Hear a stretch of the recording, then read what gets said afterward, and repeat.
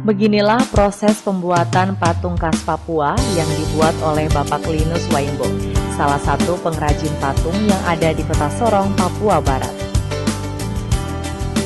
Sudah sejak tahun 1997, Pak Linus mulai menggeluti pembuatan patung khas Papua ini. Pembuatan patung ini merupakan karya turun-temurun dari keluarga Pak Linus Waimbo.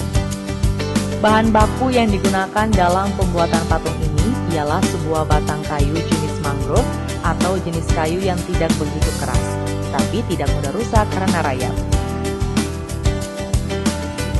Patung-patung karya tangan Pak Linus ini biasa dijual di setiap outlet penjualan souvenir khas Papua yang ada di Kota Sorong.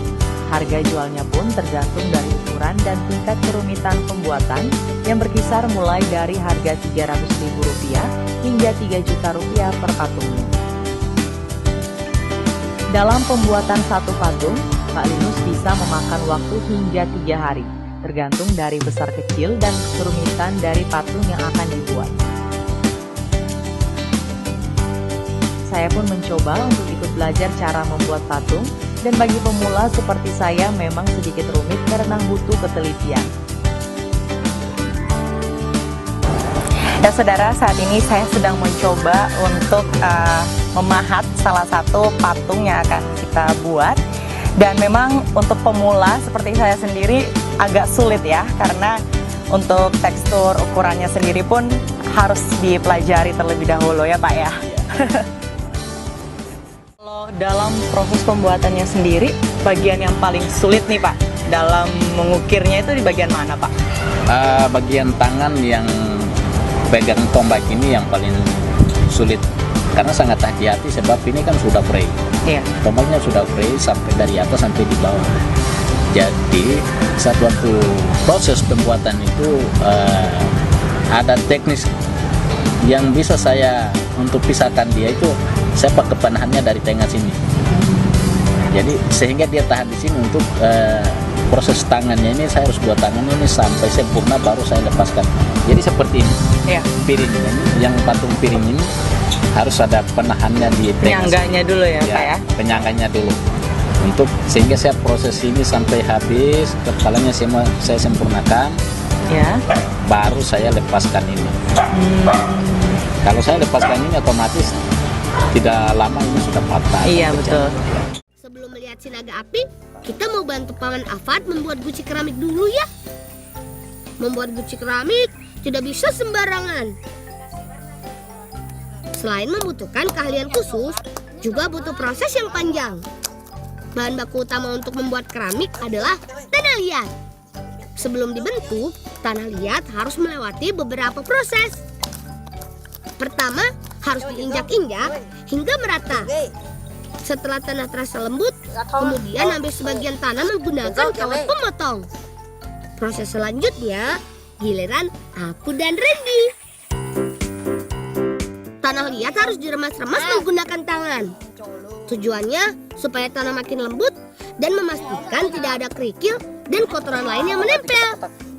Lalu kita bagi tanah sesuai ukuran guci yang mau dibentuk.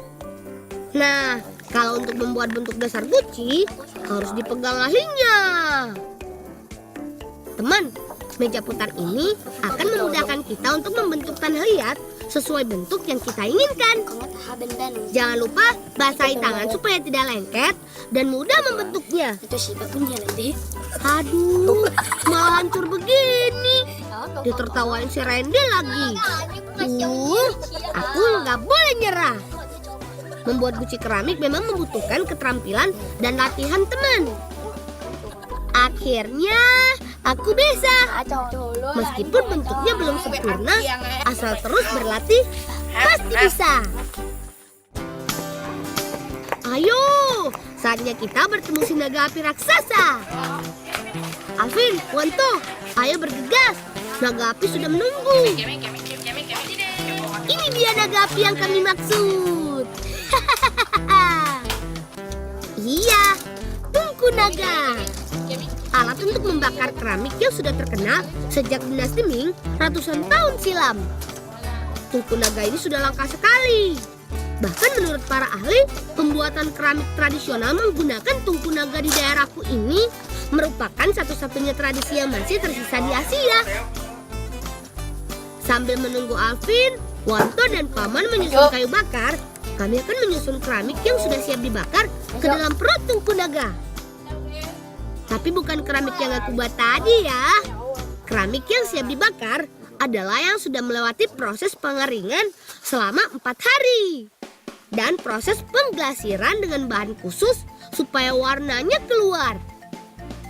Setelah bahan keramik disusun, kita harus menutup pintu tungku naga menggunakan batu bata supaya hawa panas tidak keluar. Untuk menyalakan tungku besar dengan panjang 20 meter ini, dibutuhkan kayu bakar yang cukup banyak. Selain di bagian depan, kita juga harus memasukkan kayu bakar dari setiap rongga yang berada di sisi kanan dan kiri tungku. Sip, tungkunya sudah siap dibakar. Untuk menghasilkan keramik yang berkualitas, pembakaran dilakukan selama kurang lebih 20 jam. Nah, seperti ini hasilnya. Ada guci, tempat bakar hiu, dan berbagai macam bentuk keramik dengan motif naga yang menjadi khas kerajinan keramik Tionghoa. Gimana? Bagus kan? Oh iya, aku sampai lupa. Kita harus ambil rambutan untuk kakak. Beginilah suasana saat puluhan orang ibu-ibu wali siswa SD Muhammadiyah GKB atau SD Mugab Gresik mengikuti lomba membuat damar kurung yang bertujuan untuk melestarikan tradisi khas Kabupaten Gresik. Ibu wali siswa tampak asyik dan kompak membuat damar kurung, mulai dari membuat kerangka, melukis, hingga mewarnai damar kurung. Lukisan damar kurung yang digambar pun memiliki tema unik seputar kota Gresik, seperti tradisi mengunjungi makam wali, tradisi pasar bandeng, kuliner Gresik, dan berbagai macam tradisi lainnya. Bahkan, ikon dan tugu yang ada di Gresik ikut menjadi bahan lukisan seperti Tugu Lontar, Tugu Keris Sumilang, serta Tugu Gajah Mungkur yang sedang viral. Lina Prawesti, salah satu peserta lomba membuat damar kurung, mengatakan bahwa dibutuhkan kekompakan bersama tim serta kreativitas melukis damar kurung. Apalagi ia bersama para wali siswa lainnya baru kali pertama menggambar damar kurung.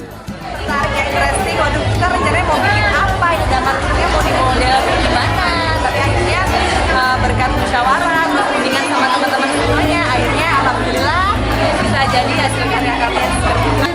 Yang paling sulit sih ya, bikin kerangkanya ya. Pertama kali kita pasti agak kesulitan bikin kerangkanya. Tapi alhamdulillah kalau untuk kerangkanya dari pihak Istada, dari pihak sudah diperbolehkan untuk mempersiapkannya dari rumah. Sementara itu, Poni Libriastuti, Kepala Sekolah SD Mugab, mengatakan bahwa kegiatan ini diikuti oleh wali siswa kelas 1 sampai kelas 6 yang bertujuan untuk mengenalkan dan melestarikan seni tradisi di Gresik.